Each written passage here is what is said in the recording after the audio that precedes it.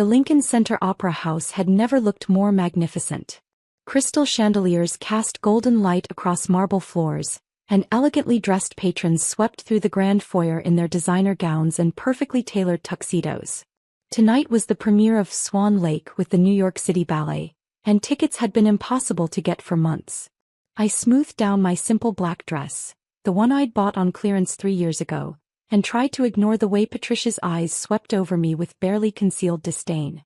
"Really, Emma," my stepmother murmured, adjusting her $8,000 Chanel gown. "Couldn't you have made more of an effort? This is a very important evening for your father's business associates." Dad stood beside her in his tuxedo, looking uncomfortable. "Emma looks fine, Patricia." "Fine isn't appropriate for the opera house," Patricia replied, her voice sharp enough to cut glass. "This theater is too classy for someone like you," she whispered to me, loud enough that nearby patrons turned to stare. "You don't belong here." I felt heat rise in my cheeks but kept my voice steady. "I'm sorry my dress isn't up to your standards." Patricia's smile was ice cold. "It's not just the dress, dear. It's about understanding your place. Some people are meant for places like this and others." She gestured vaguely at me. "Others should probably stick to community theater." My half-sister Madison giggled from behind her champagne flute. At 19 she was Patricia's perfect princess, dressed in a $3,000 cocktail dress that probably cost more than I made in 2 months at the art gallery where I worked. "Mom's right," Madison said, not bothering to lower her voice. "Emma always looks so out of place at nice events." I adjusted my simple dress quietly and said nothing. What was the point? I'd learned years ago that defending myself only made Patricia more vicious. "The Ashfords are here tonight," Patricia continued, scanning the crowd. "And the Whitmore family. Very important people, Emma. Please try not to embarrass us." Dad's business partners had always been Patricia's obsession. Ever since she'd married him 10 years ago, she'd been determined to climb the social ladder, using his construction company's success as her stepping stone into high society. The fact that his daughter from his first marriage didn't fit her image of refined elegance was a constant source of irritation. "Perhaps Emma could wait in the car?" Patricia suggested with false sweetness. "I'd hate for her to feel uncomfortable all evening." "She's staying," Dad said firmly, though I could see the exhaustion in his eyes. These battles between Patricia and me had been wearing him down for years. "Of course she is," Patricia replied, her tone suggesting anything but agreement. "Well, at least try to stay in the background, Emma. And please don't tell anyone you're related to us. I'd rather not have to explain." I nodded silently, used to being treated like an embarrassing secret. At family gatherings I was introduced as David's daughter from his first marriage, if I was introduced at all. Most of the time, Patricia simply pretended I didn't exist. The lobby began to empty as guests filed into the theater. I followed behind my family, keeping my distance as Patricia had requested. She was in her element here, air-kissing with other wealthy wives, name-dropping with practiced ease. "Patricia Ashford." A woman in diamonds approached us. "How wonderful to see you here." "Mrs. Whitmore," Patricia practically purred. "You look absolutely divine. Have you met my husband, David? He's the contractor who built the Riverside development." Dad shook hands politely while Patricia launched into her usual routine. Subtle bragging disguised as conversation, careful positioning of herself as someone important and well-connected. "And this must be your daughter," Mrs. Whitmore said, noticing Madison. "Yes, my Madison. She's at Columbia studying art history. Very sophisticated interests." I hung back, invisible as always. This was Patricia's show and I was just background scenery she wished she could remove. "Excuse me, Ms. Anderson?" I turned to find a man in an impeccable black uniform approaching. He was tall, distinguished, with silver hair and kind eyes. The head usher, judging by the elaborate cord on his shoulder. "Yes," I said softly, glancing nervously at Patricia, who had stopped mid-sentence to stare at us. "I'm James Morrison, head of guest services. Your private box is prepared if you'd like to head up now before the crowds." The lobby seemed to go silent around us. I could feel every eye in our vicinity turning toward me, including Patricia's shocked stare. "I'm sorry," I said quietly. "I think there's been a mistake." James smiled warmly. "No mistake, Ms. Anderson. Box 5 as always. Would you prefer champagne or wine this evening? My mouth opened and closed soundlessly. Patricia's face had gone from surprise to suspicious to something approaching panic. Emma. Dad's voice was confused. What's this about a private box? James looked surprised. You're here with guests tonight? How wonderful. The box easily accommodates 8. Shall I arrange refreshments for everyone? I began then stopped. There was no explaining this without revealing everything. The years of careful secrecy, the deliberate hiding of my success, the choice to let my family believe I was barely scraping by. Patricia recovered first, her voice sharp. There must be some confusion. Emma works at a small gallery. She certainly doesn't have a private box at Lincoln Center. James's eyebrows rose slightly. Begging your pardon, ma'am, but Ms. Anderson has been a box holder for 3 years. She's one of our most valued patrons. That's impossible, Madison said loudly. Emma's poor. She can barely afford her rent. Several nearby guests had stopped their conversations to listen. I could see phones being discreetly lifted, probably recording. This was exactly the kind of social drama that would be all over social media within hours. Perhaps we should discuss this privately, I suggested, my voice barely above a whisper. No need for privacy, Patricia said, her voice carrying across the lobby.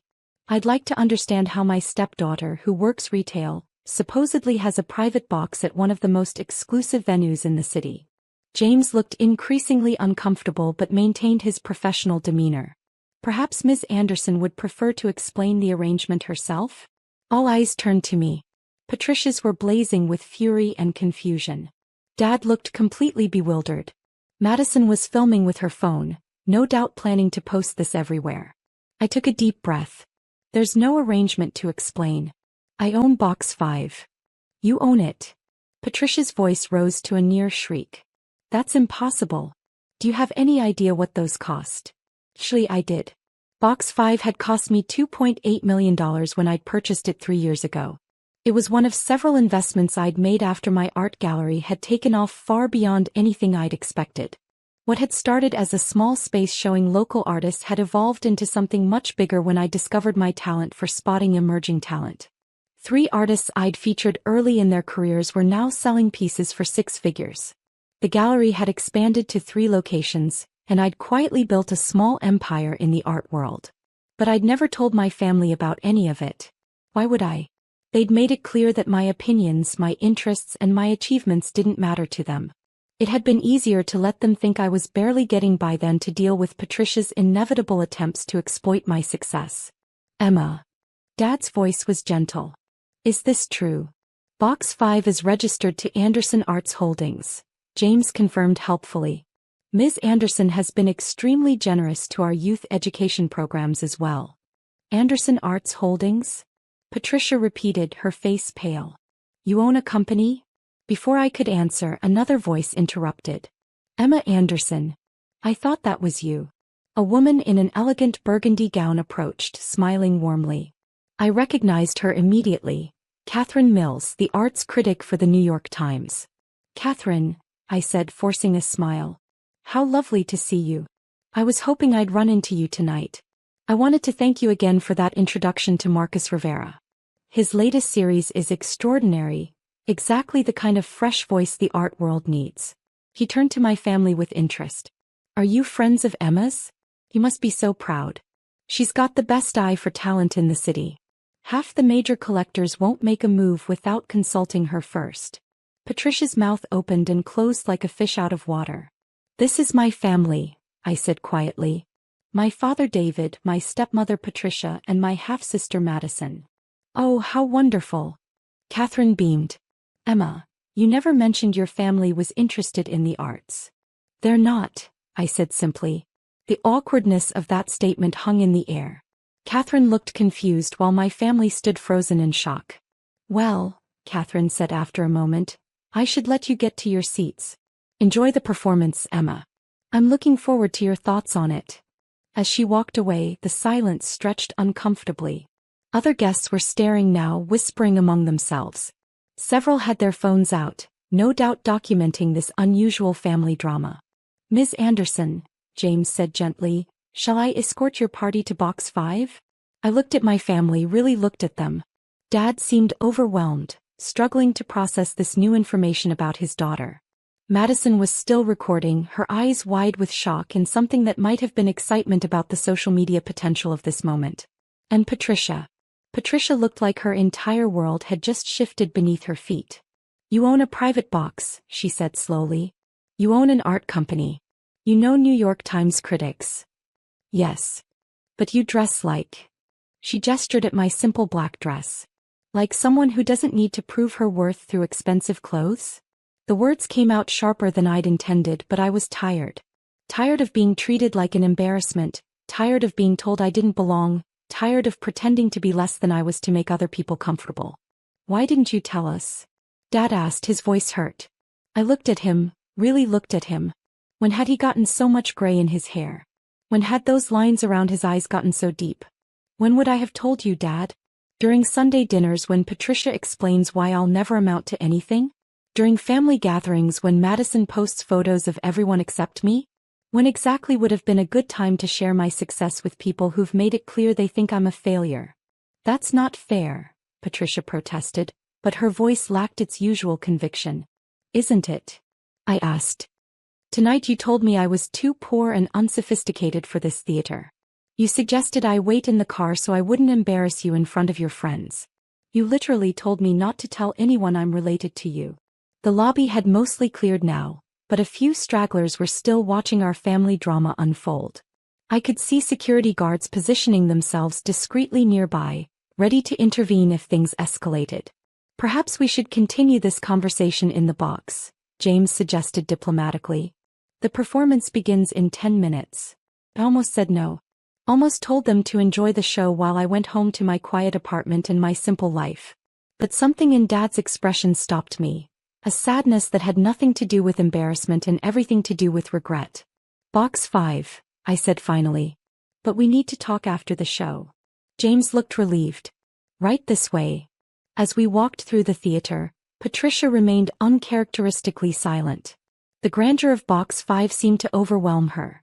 The plush velvet seats, the perfect view of the stage, the champagne service, the fact that we had our own private restroom and coat closet. Emma, she said finally as James departed and left us alone. I owe you an apology. I took my seat, the best one, center position with the perfect view, and looked at her. Do you? I had no idea about your situation. My situation? Your success. Your business. This. She gestured around the box. Would it have mattered? I asked. If you'd known I was successful, would you have treated me differently? She opened her mouth to answer, then closed it again. That's what I thought, I said quietly. The lights dimmed and the curtain rose, saving us from further conversation. For the next 3 hours we sat in silence watching one of the most beautiful performances I'd ever seen. The dancers were exquisite, the music sublime, the staging flawless. But I barely enjoyed it. My mind was too busy processing the evening's revelations and their implications. During intermission, Patricia tried again. Emma, I want you to know that I never meant to make you feel unwelcome. Didn't you? I asked. Because from where I sat, that seemed to be exactly your intention. I thought you were content with your simple life. I thought you preferred staying in the background. You thought I was a failure and it made you feel better about yourself to keep me in that box. Dad winced at my words but didn't contradict them. I want to make this right, Patricia said. How? I don't know. Tell me how. I considered her question through the second half of the performance. How do you fix years of dismissal and condescension? How do you rebuild a relationship that was built on false assumptions and deliberate cruelty? When the final curtain fell and the theater erupted in applause, I finally had my answer. You start by seeing me, I said as we gathered our things. Not as an embarrassment to be managed or a problem to be solved. Just as a person who has her own life, her own successes, her own value. I can do that, Patricia said quietly. Can you? Because this isn't about the money or the box or the business success. This is about basic human decency. About treating people with respect regardless of what you think they can do for you. We rode down in the private elevator in silence. In the lobby, several people nodded respectfully at me.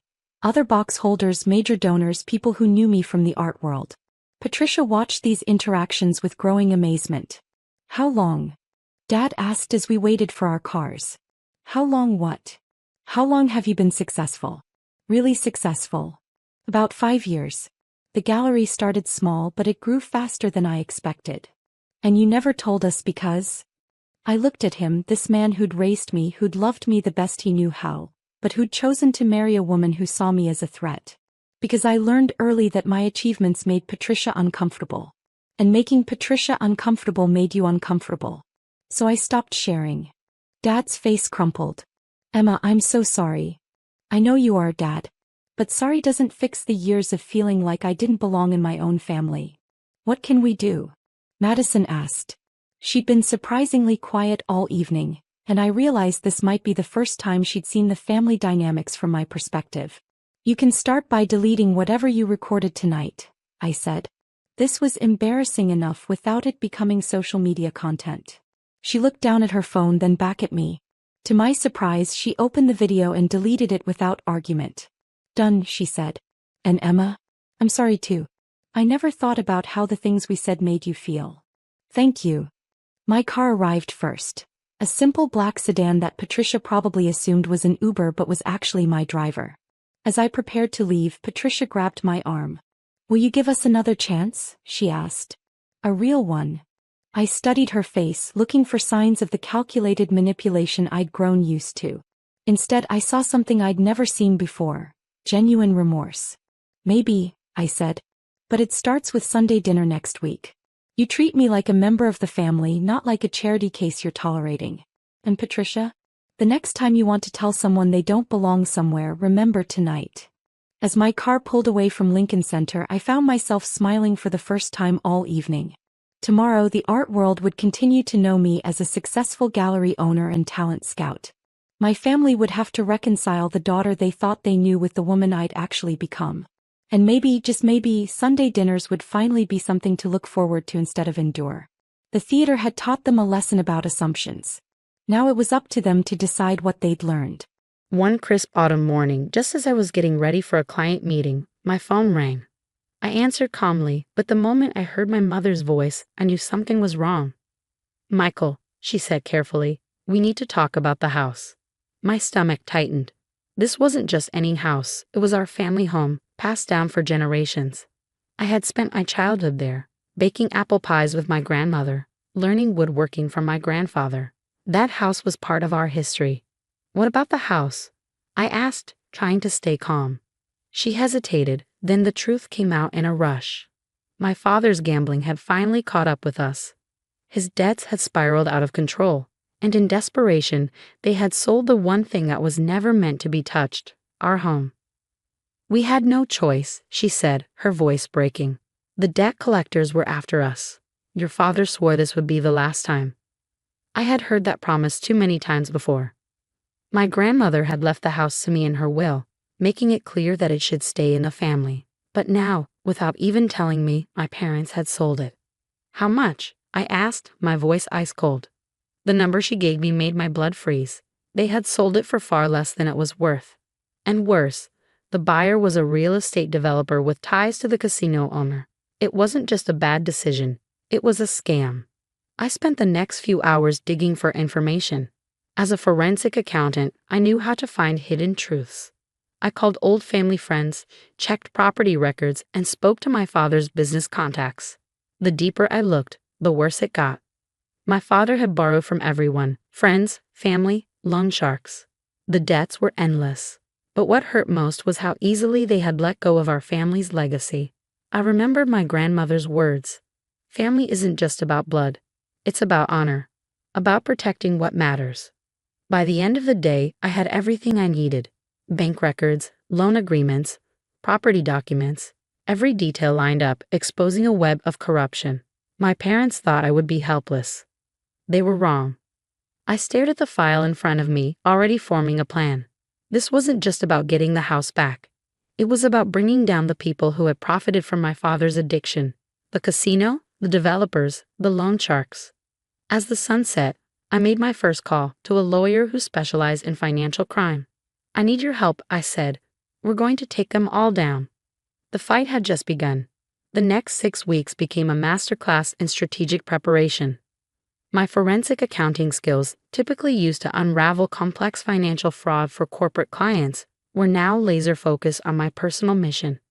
I discovered the real estate developer, Marcus Reynolds, wasn't just a random buyer. He was deeply connected with the local casino's ownership group. The house sale was part of a larger pattern of predatory practices targeting families with gambling-addicted members. My first move was subtle. I began gathering comprehensive documentation not just about the house sale, but about every transaction, every loan, every suspicious financial movement connected to the casino and the developer. Laura, my contact at the state's financial crimes unit, became an unexpected ally. "This goes deeper than just your family's case," she told me during our third meeting. Her preliminary investigation revealed a systematic exploitation scheme targeting vulnerable families. "They've been doing this for years," Laura explained, spreading documents across the conference room table. "Gambling addicts get deep into debt, then these developers swoop in and purchase properties at ridiculous undervalued rates. Each piece of evidence was carefully documented: bank transfers, loan agreements, property assessments. I assembled a case so meticulously that it would be impossible to dismiss." Meanwhile, I maintained a calm exterior with my parents. Short, polite conversations that revealed nothing of my true intentions. They believed I was still processing the loss of the family home, unaware of the storm brewing beneath my composed surface. My father, typically boastful about his supposed business acumen, didn't realize I was systematically dismantling his entire network of deception. Each conversation was a carefully choreographed dance, with me extracting information while revealing nothing. The breakthrough came from an unexpected source: my father's former business partner, Robert. After years of being burned by my father's unreliable business practices, Robert was more than willing to provide testimony about the pattern of financial manipulation. "Your father never could resist a bad bet," Robert told me over a carefully arranged lunch meeting. "But this time he's gone too far." Robert provided crucial documentation showing how the casino owners had been systematically targeting families with gambling addictions, creating a predatory ecosystem of debt and property acquisition. By the 8th week, I had assembled a comprehensive dossier that was more than just a personal vendetta. This was evidence of a widespread criminal enterprise. My strategy wasn't just about recovering the house. It was about exposing an entire system of exploitation. I contacted an investigative journalist, Maria Rodriguez, who had a reputation for taking down corrupt local institutions. Her initial review of the documents confirmed what I had suspected. This was a story that could blow the entire operation wide open. "They've been doing this for years," Maria confirmed. "Preying on families, using gambling addiction as a weapon to strip people of their assets." The plan took shape with surgical precision. We would not just file a legal challenge to the house sale. We would create a comprehensive expose that would dismantle the entire network. My mother called periodically, her conversations increasingly nervous. They sensed something was coming but had no idea of the scale. "Are you okay, Michael?" she would ask, her voice tentative. "I'm fine," I would reply, my tone neutral. "Just handling some things." Each conversation was a carefully constructed facade, hiding the legal and investigative machinery I was setting in motion. The local authorities were brought in, not through an aggressive approach, but through a meticulously constructed case that they couldn't ignore. Financial Crimes Unit, Property Assessment Board, State Gambling Commission. Each was provided with irrefutable evidence. By the 10th week, the first domino was about to fall. Marcus Reynolds, the real estate developer, had no idea that his entire network was about to be systematically exposed. The casino owners who had been profiting from this scheme were equally unaware. My grandmother's words echoed in my mind: "Protect what matters," not just with anger, but with intelligence. I wasn't just seeking revenge. I was seeking justice, not just for my family, but for every family that had been similarly exploited. The final pieces were falling into place. The investigative report was ready. The legal challenges were prepared. The authorities were briefed. All that remained was to set everything in motion. My phone rang. It was Laura from the Financial Crimes Unit. "We're ready," she said. I looked out my office window, watching the city move beneath me. "So am I," I replied. The game was about to change. Permanently. The next morning, everything exploded simultaneously. Like a perfectly synchronized military operation, every aspect of our meticulously planned strategy went into motion. Maria Rodriguez's investigative piece hit the front page of the local newspaper.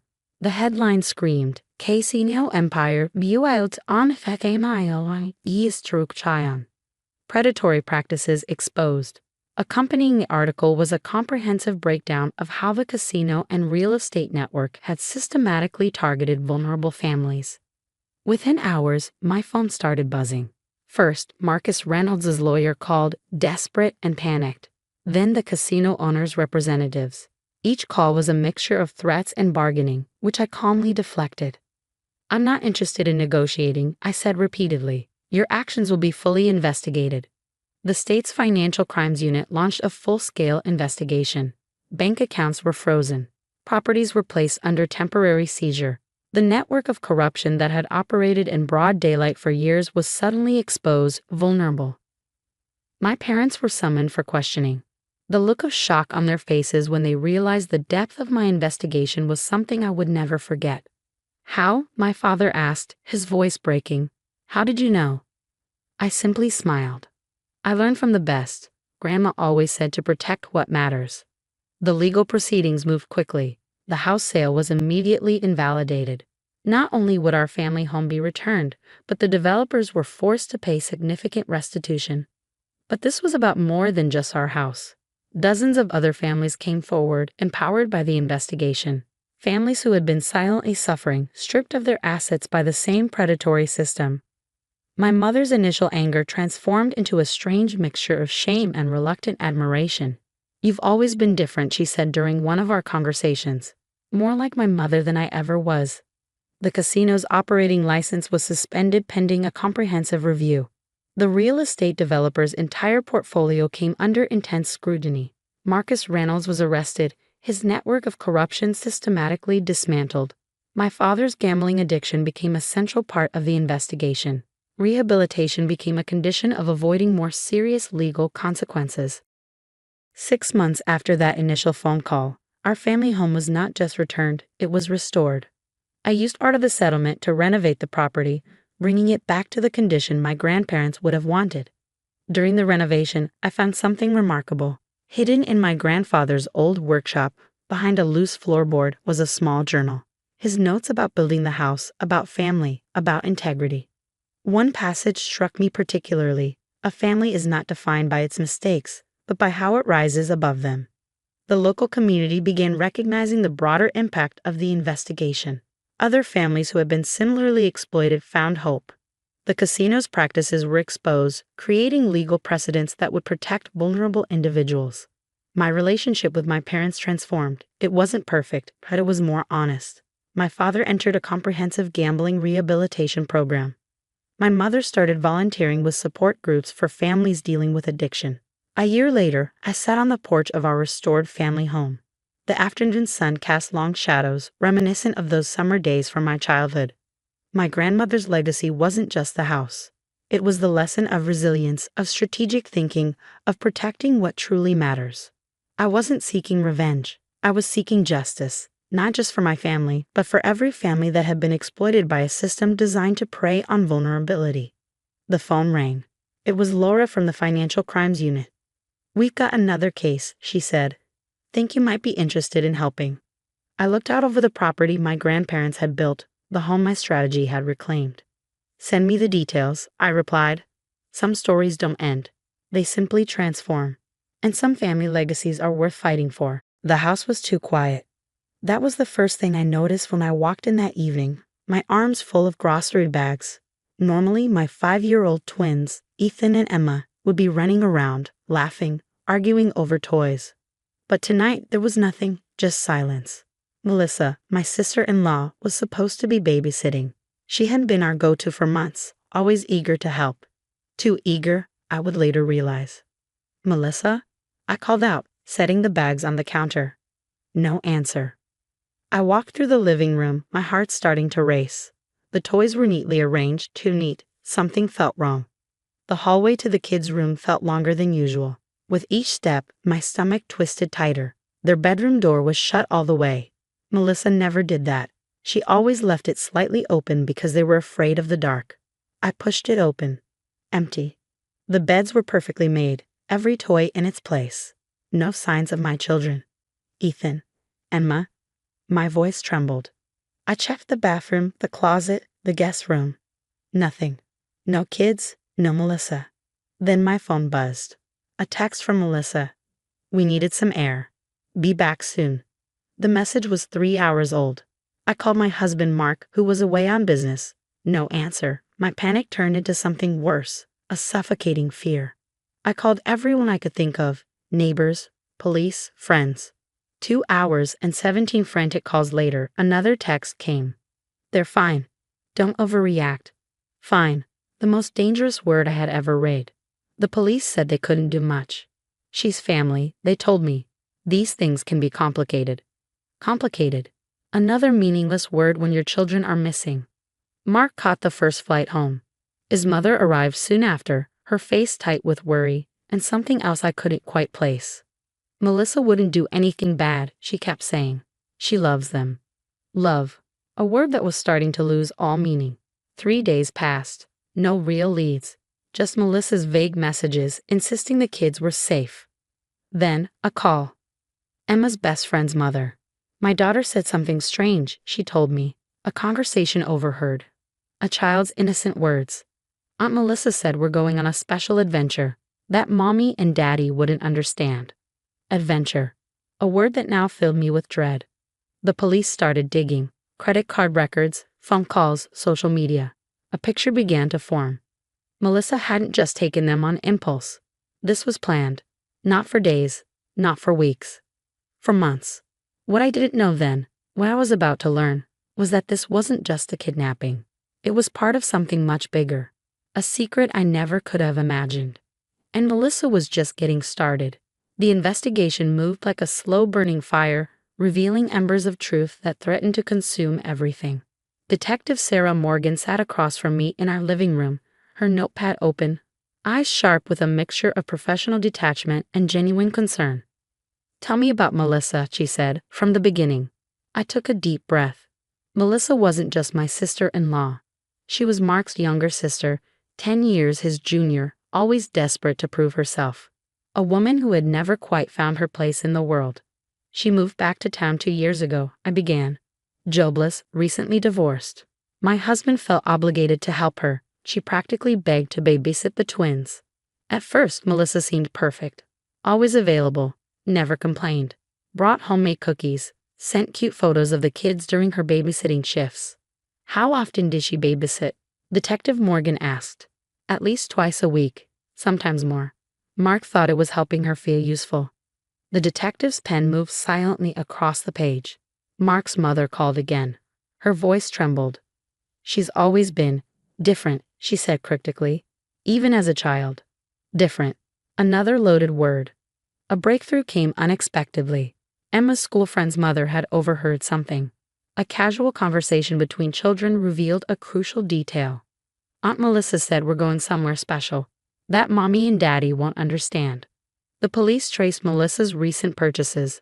A used SUV, camping gear, multiple prepaid cell phones, cash withdrawals. This wasn't a spontaneous act. This was meticulously planned. Credit card records showed something else. Multiple visits to child psychology websites, forums about custody, discussion boards for people feeling misunderstood by family systems. She's been planning this, Detective Morgan said, spreading documents across our coffee table. For months, possibly years. Mark sat silently, his face a mask of controlled rage and profound hurt. His sister, his own blood. Another call came from a campground owner in a remote mountain region. A woman with 2 children checked in last week, he said. Paid cash, used a fake name. The description matched Melissa perfectly. But why? What could possibly motivate a sister to take her own niece and nephew? As night fell, the house felt like a tomb. Silent. Waiting. Mark's mother arrived, her usual composure shattered. There's something you need to know, she said, her voice barely a whisper. She revealed a family secret buried for decades, a story of childhood trauma, of a sister who was always different. Melissa had been diagnosed with a complex psychological condition as a teenager, attachment disorder, a profound inability to understand normal family dynamics. She always wanted children, Mark's mother said, but could never have her own. The pieces started forming a terrifying picture. Melissa didn't just take the children. In her mind, she believed she was saving them, rescuing them from a life she deemed inadequate. A psychological evaluation from her past surfaced. Recommendations for long-term therapy, warnings about her potential behavior, warnings everyone had ignored. Detective Morgan outlined the next steps, a multi-state search, national alerts, every resource mobilized. "We'll find them," she promised. But her eyes told a different story. The uncertainty, the fear. As midnight approached, my phone buzzed. A text from an unknown number. "They're safe. Better than ever. You'll understand soon." The game was about to change, and nothing would ever be the same. The mountain cabin stood isolated, surrounded by dense pine forests that seemed to swallow sound itself. Local authorities had tracked the location, but something felt off from the moment they approached. Detective Morgan briefed us before the planned operation. "We need to be careful," she warned. Melissa's psychological profile suggests she might become volatile if cornered. Mark gripped my hand so tightly I could feel his pulse racing. 2 weeks had passed since Ethan and Emma disappeared. 2 weeks of hell, of uncertainty, of every parent's worst nightmare. The plan was precise. Local law enforcement would approach from multiple directions. A tactical team stood ready. The goal: rescue the children safely. As dawn broke, the operation began. Aerial surveillance showed movement inside the cabin, 2 small figures, an adult. The thermal imaging was clear enough to confirm the children were alive. "We're going in," the lead officer radioed. What happened next would become a story whispered in local law enforcement circles for years to come. The cabin wasn't just a hiding place. It was a carefully constructed world.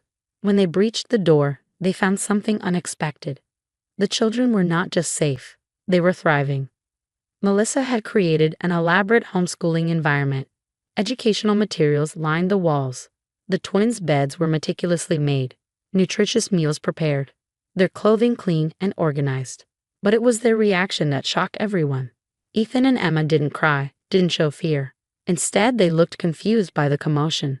"Are we going home?" Emma asked, her voice calm, too calm. Psychological evaluations would later reveal the depth of Melissa's manipulation. She hadn't just taken the children. She'd systematically worked to make them believe their parents didn't want them. Hours of interrogation followed. Melissa remained eerily composed. "I was protecting them," she repeated, "from a life of mediocrity, from parents who didn't understand their potential." The legal process was complex. Psychological evaluations, family court hearings, each layer revealed more about Melissa's intricate plan.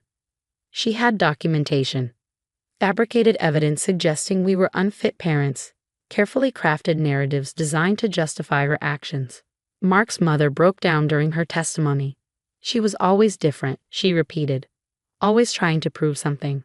The children underwent extensive psychological evaluations. Counselors worked carefully to understand the trauma, to help them process their experience. Slowly, carefully, Ethan and Emma began to reconnect, to understand. The first night home was surreal. They were physically present, but emotionally distant. Years of careful manipulation couldn't be undone overnight. "We're going to get through this," Mark whispered to me, holding me as I cried. Months of therapy followed. Family counseling, individual sessions, a delicate process of rebuilding trust. Melissa was charged with kidnapping, but the legal system recognized the complexity of her psychological condition. She would receive treatment, not just punishment. A year later, things began to stabilize. Ethan started Little League. Emma joined a dance class. Small victories that felt like miracles. The day of Melissa's sentencing arrived. Mark chose to speak. "She's my sister," he said, his voice breaking, but what she did was unforgivable. The judge sentenced her to a specialized psychiatric facility, treatment, rehabilitation, a chance to understand the depth of her actions. As we left the courthouse, Emma tugged at my hand. "Can we get ice cream?" she asked. Such a simple question, such a normal moment. And in that moment, I realized we had survived. Not just survived, we had won. The nightmare was over. But the healing was just beginning.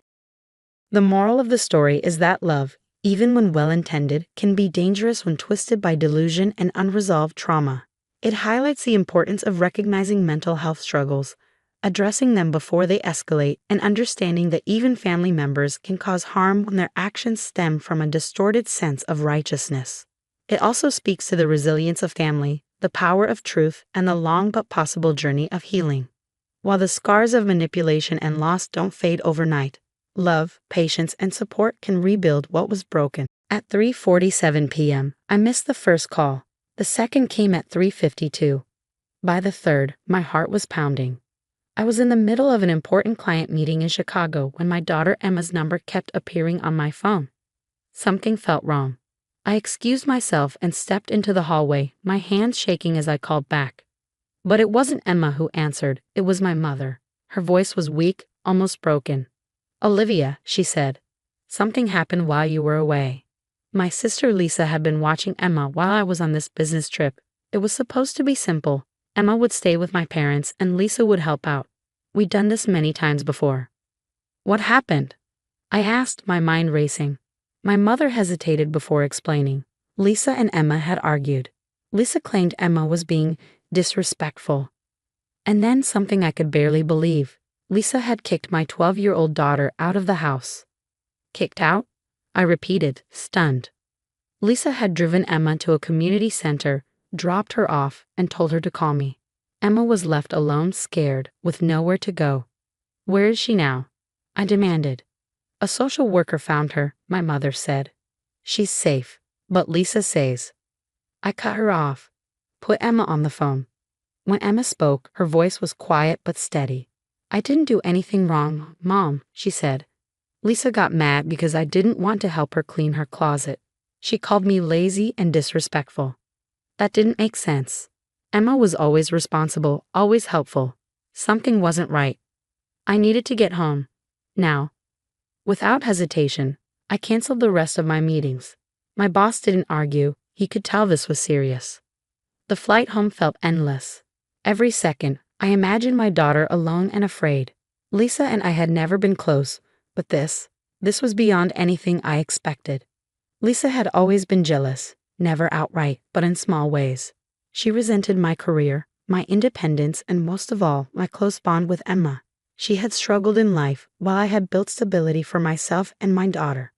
But abandoning a child, that was something I couldn't forgive. When I landed, I called the social worker, Margaret. Her voice was calm. "Emma is okay," she said. "She's strong, but she's hurt. She doesn't understand why her aunt did this." But I did. Lisa had always made little comments about my parenting, saying I was too soft. But this wasn't just words. This was cruelty. When I arrived at my parents' house, I saw Emma sitting quietly in the living room. She looked so small. I turned to my mother. "Tell me everything," I said firmly. As Emma started to talk, I realized this wasn't just about one argument. This was about family, boundaries, and what I refused to allow. Lisa had made a terrible mistake, and she was about to find out exactly what that meant. The living room felt charged with unspoken tension as Emma recounted her version of events.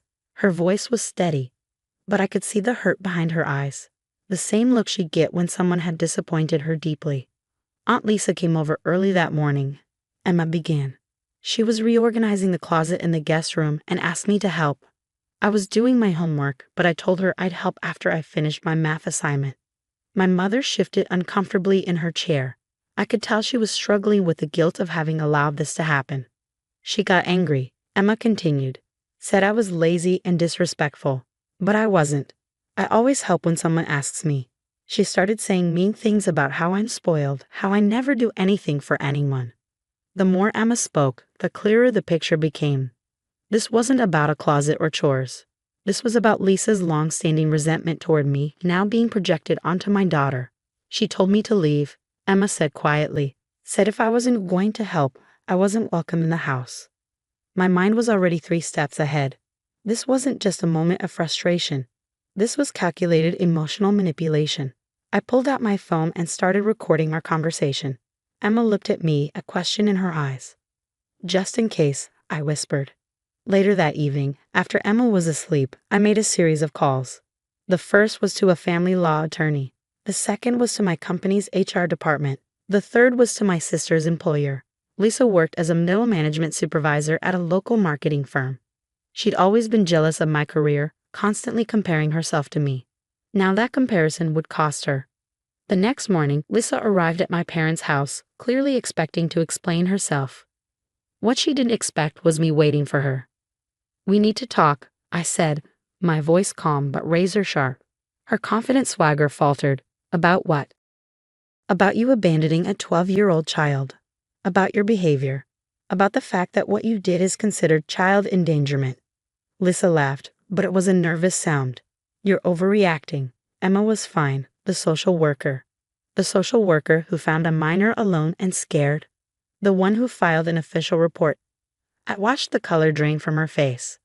I had documentation, statements from Emma, the social worker's report, text messages Lisa had sent revealing her pattern of behavior. "I've been gathering evidence, building a case. I've spoken with your employer," I continued. "They take a very dim view of employees who engage in child endangerment, especially those in management positions." Lisa's bravado crumbled. "You wouldn't." Watch me. The next few weeks were a strategic dismantling of Lisa's life. Not out of vengeance, but out of a clear message: actions have consequences. Her employer launched an internal investigation. The family law attorney advised me on potential legal actions. I wasn't just protecting Emma. I was creating a barrier that would prevent Lisa from ever putting my daughter in danger again. What Lisa didn't understand was that this wasn't about punishment. This was about establishing boundaries, about showing Emma that she was valued, protected, and never to be treated as disposable. Emma was resilient. She threw herself into her studies, into her art, into our relationship. But I could see the impact of Lisa's actions. The slight hesitation when family gatherings were mentioned. The way she'd sometimes look uncertain when adults were discussing something. My parents were caught in the middle. They loved both their daughters, but they couldn't ignore the severity of Lisa's actions. "She needs help," my mother said during one of our conversations. "Professional help." I agreed. But help couldn't come at the expense of Emma's safety or emotional well-being. The turning point came unexpectedly. A letter from Lisa's therapist, recommended by her employer as part of her mandatory counseling after the investigation. I recognize now the pattern of behavior I've exhibited. The letter read, summarizing Lisa's therapeutic insights: my jealousy toward my sister, my resentment of her success, my inability to process my own failures. These were projected onto her child. It wasn't an apology. Not yet. But it was acknowledgement. A first step. Emma read the letter with me. Her response was simple but profound. "People can change, right, Mom?" she asked. "Sometimes," I said. "But change requires genuine effort and accountability." As we sat together, I realized this wasn't just about protecting Emma from Lisa. This was about teaching Emma how to set healthy boundaries, how to stand up for herself, how to love someone while also holding them accountable. The journey was far from over, but we were taking it together. To be continued. Would you like me to elaborate on any part of this segment? I focus on the aftermath of the betrayal, the strategic response, and the emotional journey of both mother and daughter. 6 months after the incident, our lives had settled into a new rhythm. Emma had joined a youth leadership program, her confidence growing with each passing week. The experience of standing up to her aunt had transformed her in ways I hadn't anticipated. One Saturday morning, an unexpected invitation arrived. A letter from Lisa requesting a meeting at a local coffee shop. Emma discovered it first, bringing it to me with a mix of curiosity and apprehension. "Do you want to go?" I asked her, giving her complete control of the decision. She thought for a moment. "Yes," Emma said finally. "I want to hear what she has to say." The coffee shop was neutral ground. I watched carefully as Lisa approached our table, her usual bravado replaced by a nervous energy. She looked smaller somehow, less intimidating. "Hi," she said quietly, her eyes first meeting Emma's, then mine. Emma spoke first, a trait she'd inherited from me. Direct, unafraid. "Why did you do what you did?" Lisa's hands trembled around her coffee cup. "I was jealous," she admitted, "of your mom's success, of how close you two are. I felt like I was always falling short." The raw honesty was unexpected. Emma listened, her face a careful mask of neutrality. Jealousy isn't an excuse for hurting a child, Emma said. The words were mine, but spoken in her voice. I watched the conversation unfold, ready to intervene but allowing Emma her moment. This was her healing, her confrontation. Lisa's therapy had clearly made an impact. She didn't argue, didn't make excuses. She listened. I'm trying to be better, Lisa said finally, not just for you but for myself. Emma looked at me, a silent conversation passing between us. I saw the moment she made her decision. I accept your apology, she said, but trust takes time. The weeks following that meeting were transformative. Lisa began making genuine efforts, small gestures, birthday cards, occasional texts checking on Emma's school projects. No grand declarations, just consistent, quiet attempts to rebuild. My parents watched carefully. They'd been torn during the initial conflict, now cautiously hopeful.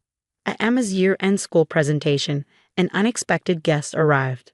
Lisa, sitting quietly in the back, watching with pride. Emma noticed her, paused mid-presentation, then continued, a small smile playing on her lips. Later, she told me, I want her to be part of my life, but on my terms. The legal consequences for Lisa were significant but not destructive. A formal warning from her company, mandatory counseling, and a clear understanding that such behavior would never be tolerated again. What started as a moment of betrayal had become a lesson in accountability, healing, and the complex nature of family relationships. Emma's resilience amazed me. She didn't just survive the experience, she grew from it. The youth leadership program recognized her for a special award, celebrating her courage and emotional intelligence. Sometimes the strongest thing you can do is set a boundary, her program director told her during the ceremony. As I watched my daughter accept her award, I realized we had transformed a moment of potential trauma into a powerful story of growth. Lisa wasn't completely forgiven, but she was given a chance, a carefully monitored, conditional chance to be part of our lives. Family isn't about perfect relationships, I told Emma later that evening. It's about respect, accountability, and the willingness to grow. She hugged me tight. We did this together, she whispered. And we had. The journey wasn't over, but we had found our way forward, together, stronger, unbroken.